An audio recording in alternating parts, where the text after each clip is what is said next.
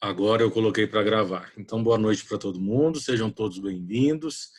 Vamos retomar os nossos estudos, né? Na semana passada nós não tivemos aula por conta do fórum acadêmico. Na semana anterior foi a semana que eu estava gravando as aulas, então eu deixei a aula de vocês gravada, né? Sobre recurso ordinário. Então, a gente retoma a nossa conversa de hoje no recurso seguinte àquele previsto é, pelo CPC, que nós vimos na nossa última aula, na semana não anterior à retrasada, né?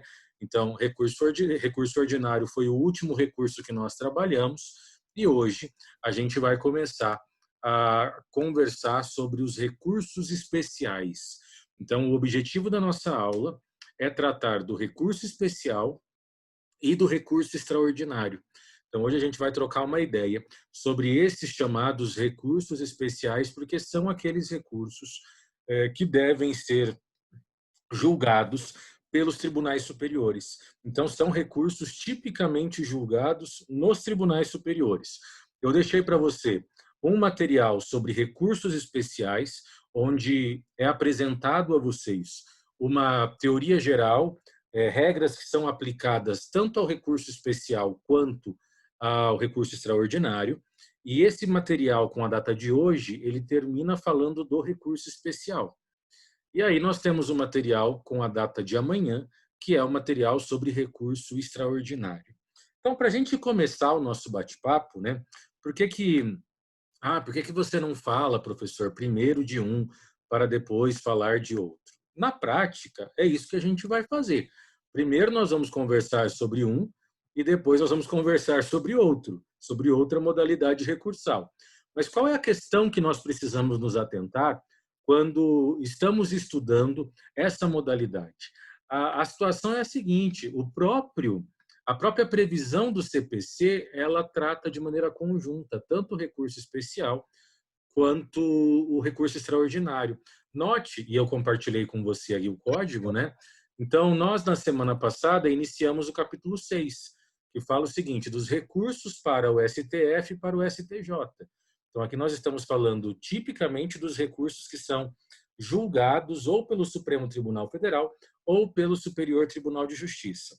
E na última aula, nós falamos sobre o recurso ordinário, previsto no artigo 1027 e 1028 do CPC. E também tem previsão na própria Constituição. O artigo 102, inciso 2 da Constituição, fala do recurso ordinário ao STF, e o artigo 105, inciso 2 da Constituição, fala do recurso ordinário ao STJ. E ali na Constituição nós temos toda a amplitude do recurso ordinário, porque foi explicado para você no vídeo gravado que o CPC ele trabalha com as hipóteses do recurso ordinário, mas com as hipóteses civis. Se você abrir a Constituição, você vai encontrar outras hipóteses possíveis de utilização do recurso ordinário, mas em uma abrangência penal, que é óbvio que o CPC não vai tratar, porque a gente está tratando aqui de jurisdição civil e não de jurisdição penal. Então, caso você não tenha visto, não tenha acompanhado a nossa última aula, é muito importante que você acesse o vídeo que trata do recurso ordinário. Ele está na playlist Processo Civil 2, FAP, com a data da aula que deveria ter sido ao vivo, né? Naquela quinta-feira que eu não pude estar presente. Então vamos lá.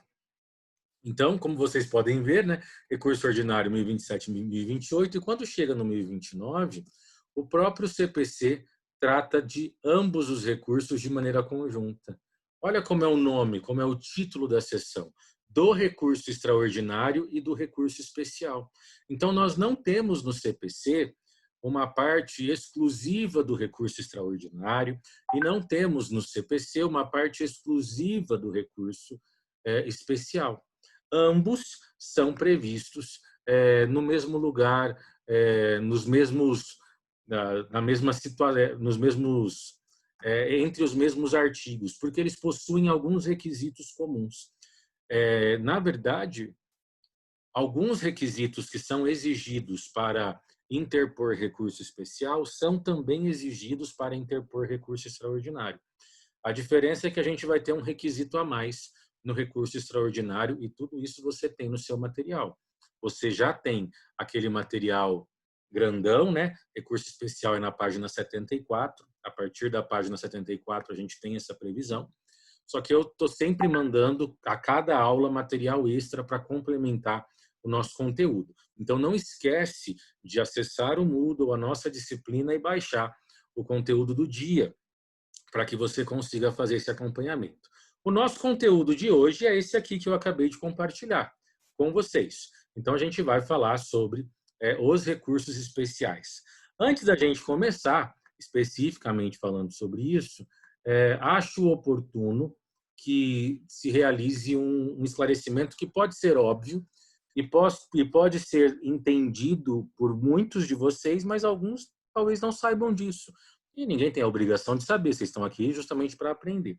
É muito importante, já que a gente vai estudar os dois de maneira conjunta, que a gente entenda o que é o RE e o que é o RESP. Então, vamos primeiro ver nomenclatura, né? RE significa recurso extraordinário, ok? E o RESP? Como que eu escrevo RESP? Vou mandar para você aí. Recurso especial. Então, RE, RIE maiúsculo e RESP, RE maiúsculo, SP. Recurso extraordinário e recurso especial. O recurso extraordinário, ele é julgado pelo STF. E o recurso especial, ele é julgado pelo STJ. Isso você não pode confundir jamais na sua vida. Então, recurso especial é o recurso interposto diante de um acórdão. Ambos, e isso é muito importante, RESP e RE são recursos que atacam acórdão.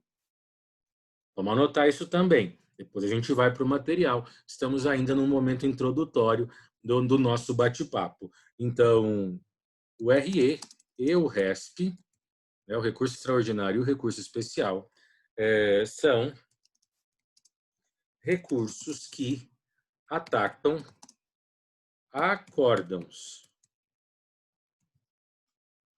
Ok? Então, essas duas modalidades recursais, elas são interpostas em face de acórdãos.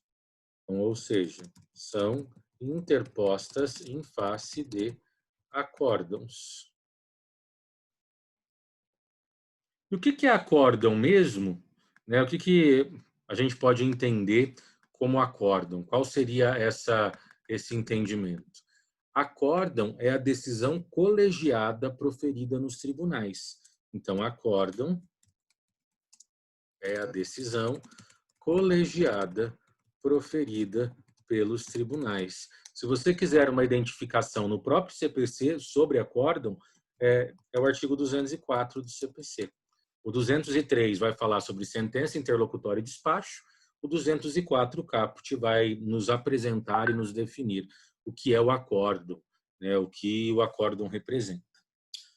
Ok, lindo. Então, sempre que eu quiser interpor um RESP ou um RE, a primeira coisa que eu preciso verificar é: eu estou diante de um acórdão?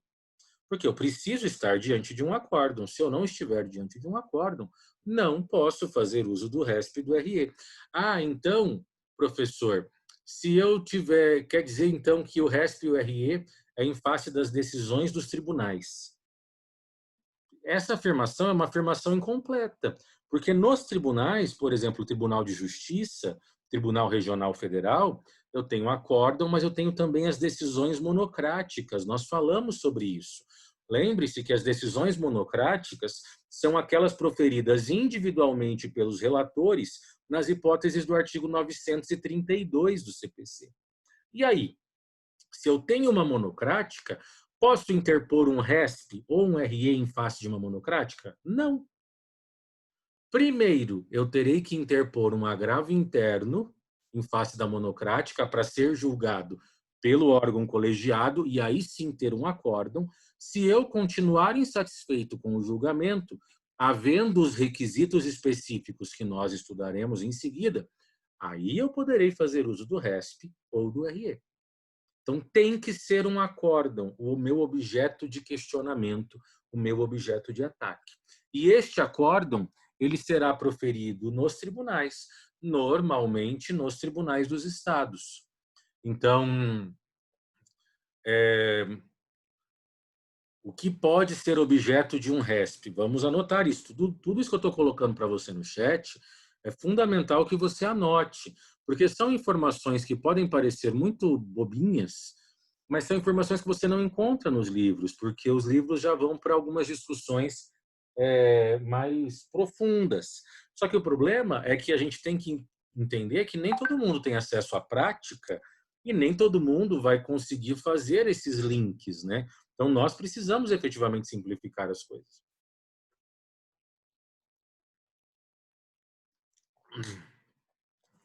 Água é vida, então vamos lá.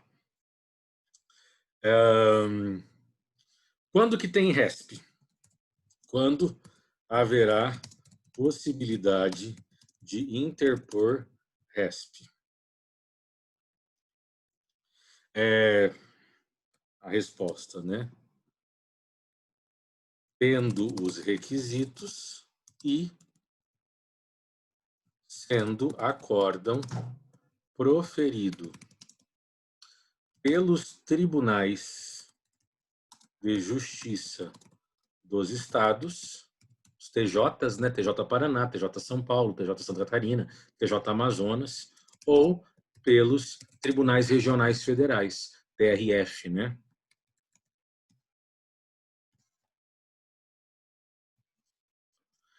Então, o RESP ele vai ser interposto em face dos acórdãos proferidos pelos tribunais de segunda instância.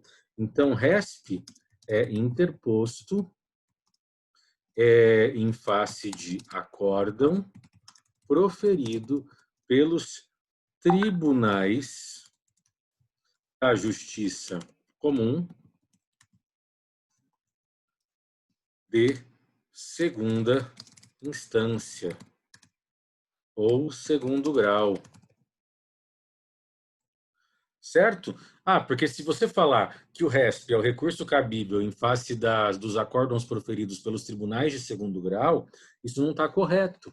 Porque no segundo grau, nós temos TJ, Tribunal de Justiça, TRF, Tribunal Regional Federal, que são tribunais da Justiça Comum, mas nós também temos o segundo grau da Justiça Especial, que são os tribunais regionais eleitorais, Tribunal Regional do Trabalho e temos o Tribunal de Justiça Militar.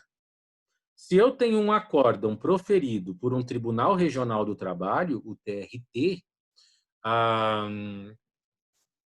aí o recurso em face do acórdão do TRT não vai para o STJ, vai para o TST. E aí você estuda isso em processo do trabalho. Se eu quero recorrer de um acórdão proferido pelo Tribunal Regional Eleitoral, isso não vai para o STJ, vai para o TSE, Tribunal Superior Eleitoral. Então, o STJ, nós temos que entender que o STJ é o Tribunal Superior da Justiça Comum e que compõe a Justiça Comum, a Justiça Estadual e a Justiça Federal, que é isso que vocês estudam lá em TGP, aquele organograma, aquela divisão do Poder Judiciário. Então, Justiça Comum é Justiça Estadual e Justiça Federal. Justiça especializada ou Justiça Especial é aquela justiça que julga matérias específicas. Então, pense em especial de específico, que vai ser militar, eleitoral ou trabalhista.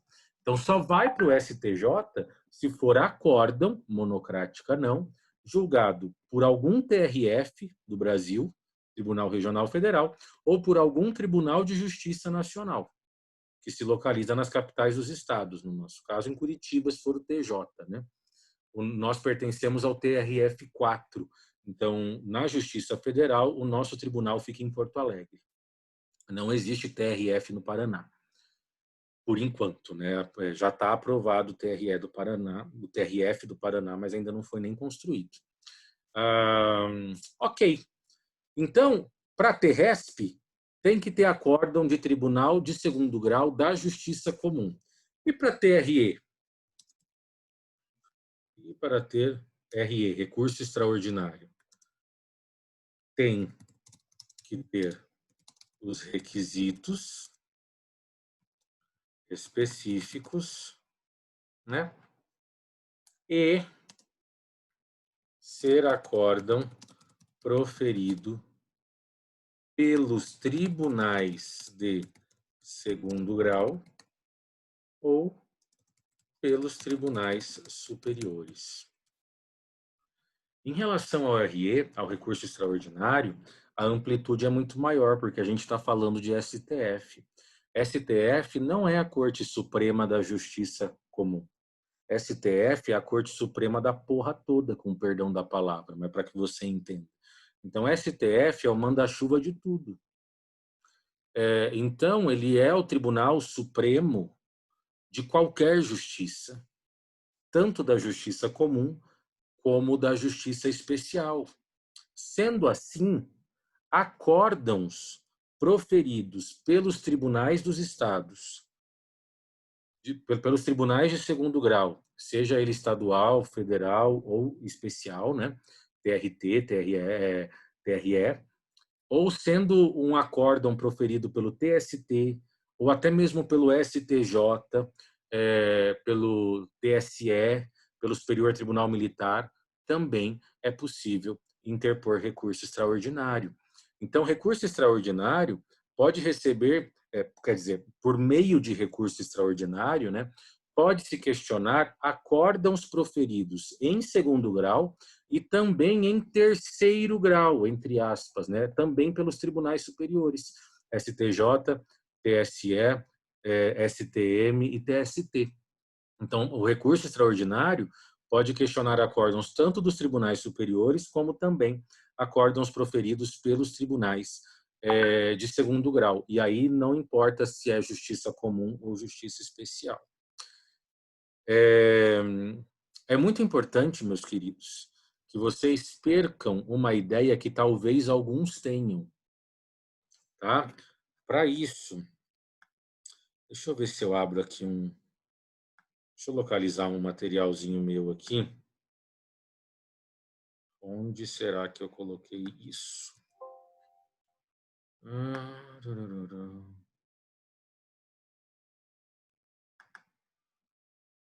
Era para estar aqui. Não, não é apelação, não, gente. Eu quero abrir aquele organograma do Poder Judiciário, achei. É que ele está em PNG, ele não está em... Vou ter que parar de compartilhar e compartilhar de novo esse material, para que isso fique muito claro na sua cabeça, tá? Então, vamos lá. Ok. Então, esse é o organograma do Poder Judiciário.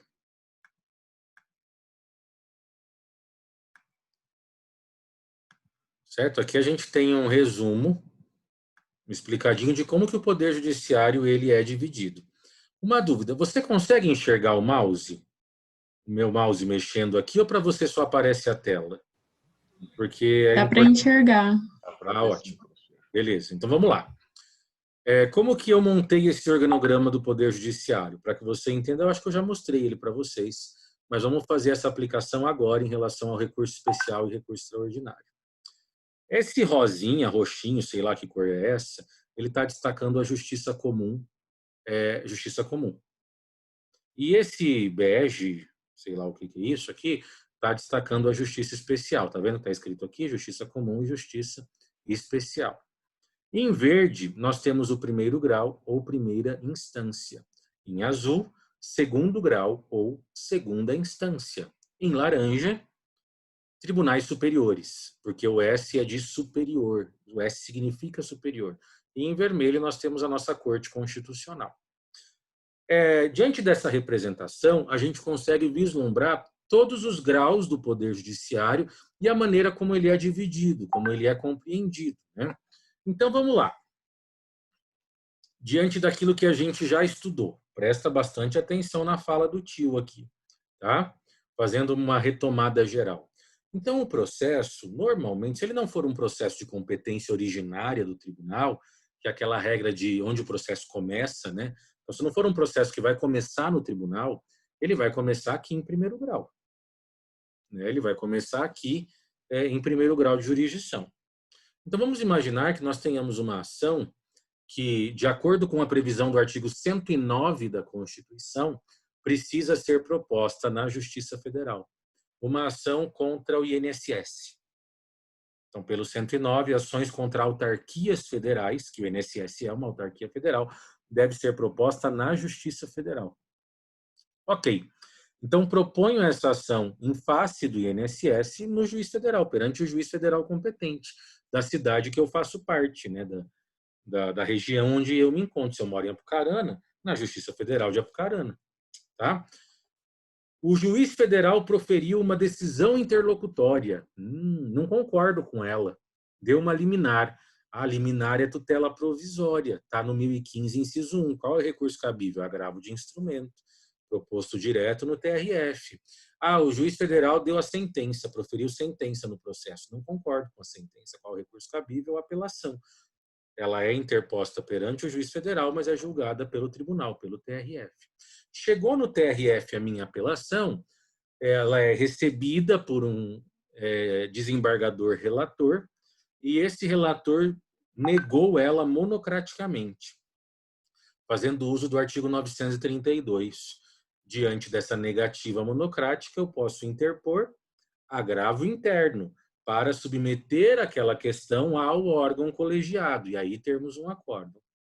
O acórdão foi proferido pelo órgão colegiado, pela turma, né, enfim, ou pela Câmara Cível, por exemplo, e eu continuo não concordando com o acórdão proferido. O que eu preciso observar? Se eu tenho um acórdão, e eu estou aqui no TRF, e eu não concordo com ele, aí eu preciso pensar o seguinte: eu não concordo com o quê?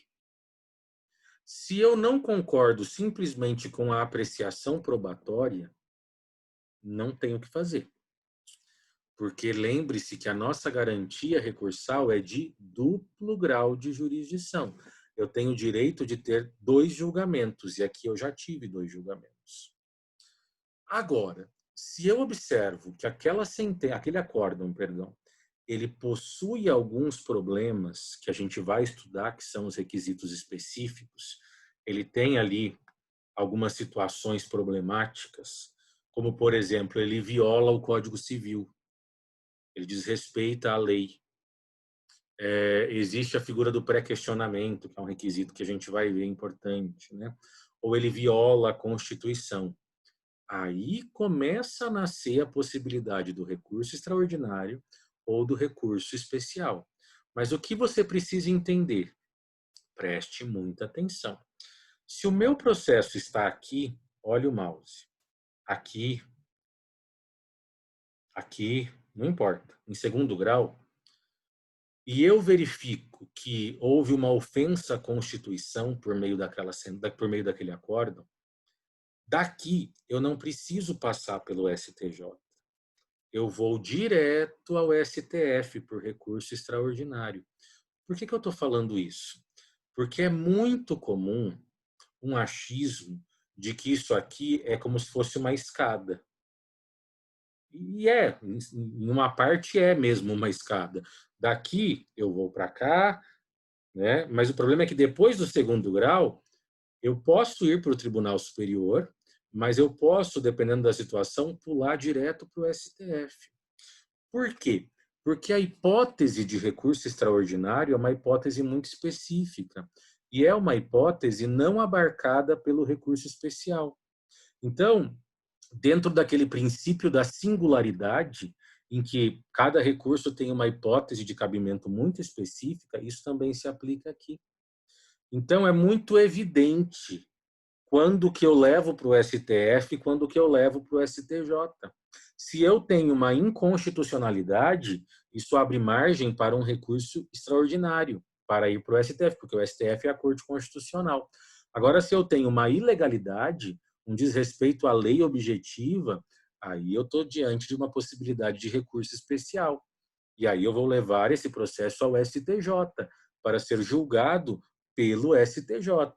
Então, é fundamental que eu consiga entender que não há problema algum de um acórdão proferido aqui pelo Tribunal de Justiça do Paraná, receber um recurso para que ele seja remetido ao STF, sem passar pelo STJ. Porque é isso mesmo. Da mesma maneira que, dependendo da situação, ele vai para o STJ por meio de recurso especial. Mas são hipóteses de cabimento distintas. O que eu quero deixar muito claro?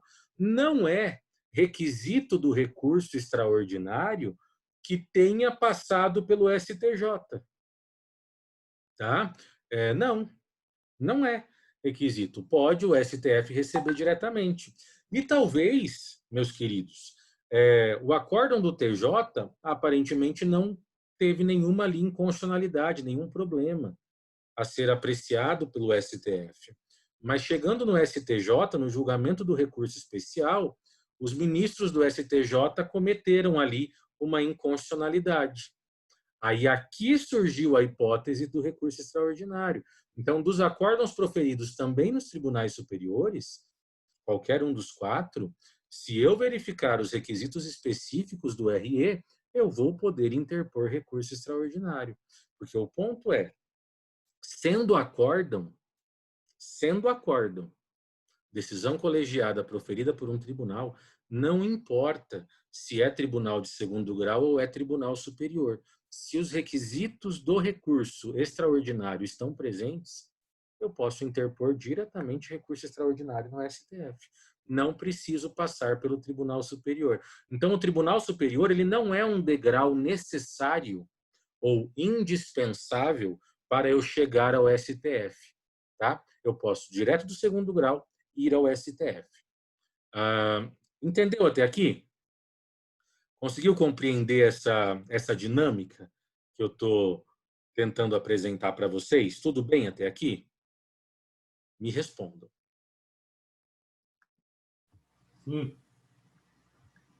Tive uma resposta aí.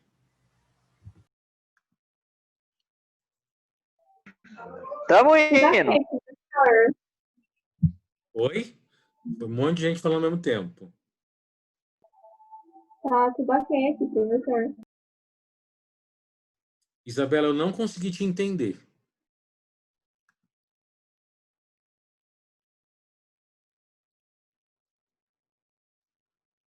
Ah, tá. E quem que gritou "tamo indo"?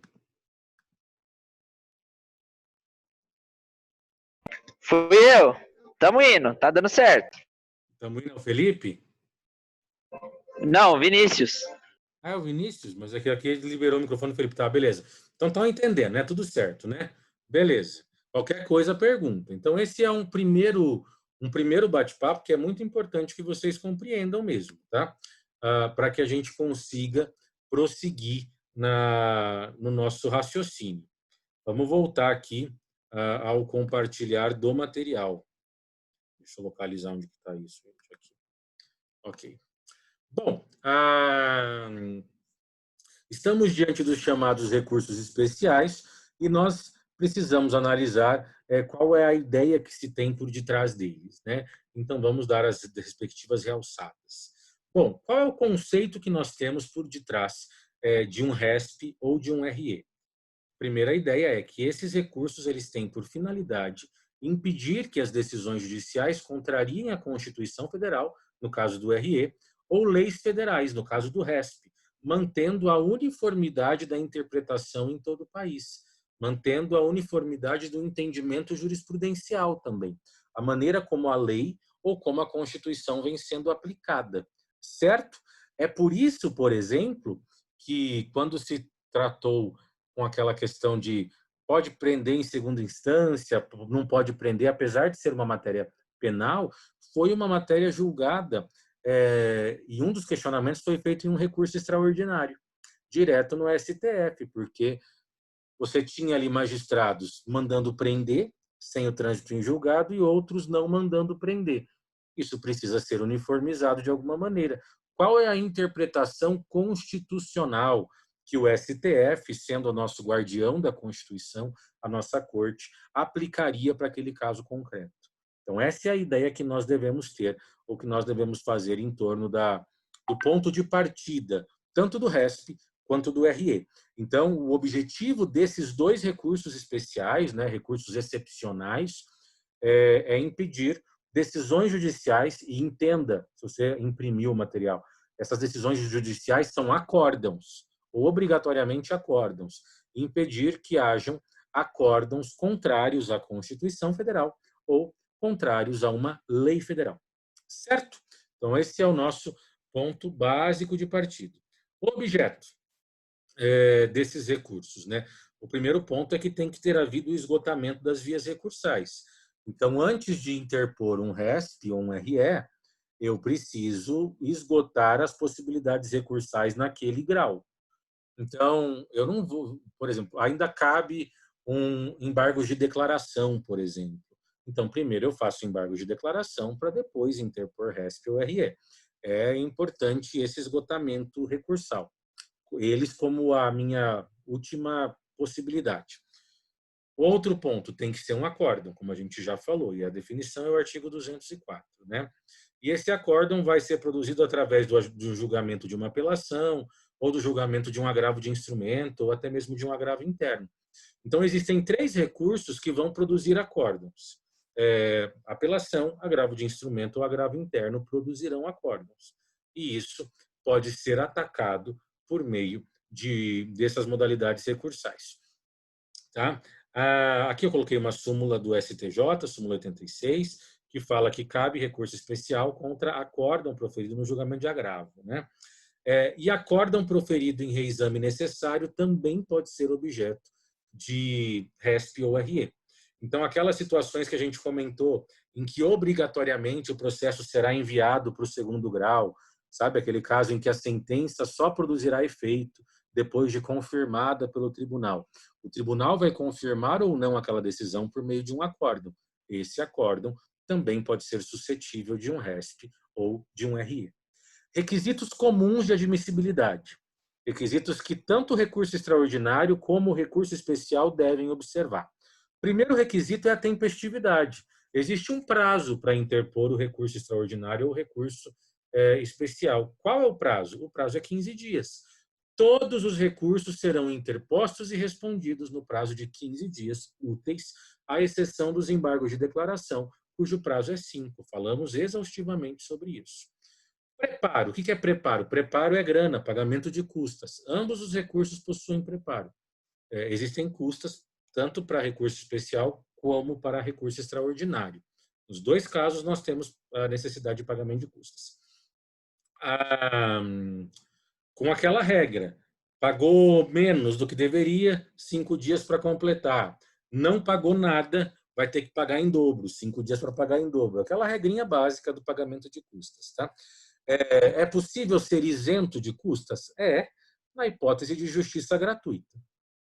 Então, na justiça gratuita, não vai ter condenação, não vai ter necessidade de pagamento de custas, se a pessoa for beneficiada com a gratuidade processual. Legitimidade. Quem pode interpor RESP ou RE? A pessoa que se sentiu prejudicada pela decisão. Então, se a pessoa venceu, ela não pode interpor. É aquela ideia do interesse recursal. Então, não é ambas as partes, a não ser que ambas tenham sido prejudicadas pela decisão. Então, é a parte vencida que pode interpor.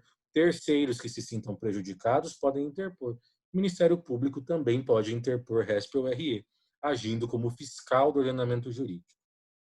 Tá? Bom, aqui essa questão do interesse eu acabei falando um pouco sobre isso agora há pouco, né? Essa análise mesmo subjetiva feita. Eu posso ter a minha situação melhorada, beneficiada diante disso? É isso que gera o meu interesse recursal. E, além disso, fazer uso da via adequada. Então, se é uma inconstitucionalidade, é recurso extraordinário. Se é uma ilegalidade, é recurso especial. Então, dentro da ideia da taxatividade, singularidade, eu preciso fazer uso da via adequada. Nós vamos ver daqui a pouquinho que existe uma fungibilidade entre RESP e RE, mas a gente vai ver isso no momento oportuno. Tá? Último ponto para a gente trabalhar nesse primeiro momento de aula, porque já vai faltar aí menos de 2 minutos para sermos derrubados, né? É a questão da regularidade formal, dentro do princípio da dialeticidade, né? RESP e RE são recursos de fundamentação vinculada. que isso significa? Eu não posso alegar todas as minhas insatisfações nas razões recursais, quando eu interponho um RESP ou um RE. Eu só posso alegar circunstâncias previstas especificamente como hipóteses recursais. Então, eu não concordo com a interpretação, com o valor do dano moral. Tá? O valor você não vai conseguir discutir por RESP. Então, eu só estou autorizado a alegar e a questionar nesses meus recursos excepcionais aquilo que a própria lei e a própria Constituição permite que eu discuta. Tá? Temos menos de 1 minuto, voltamos daqui a pouquinho. Até daqui a pouco.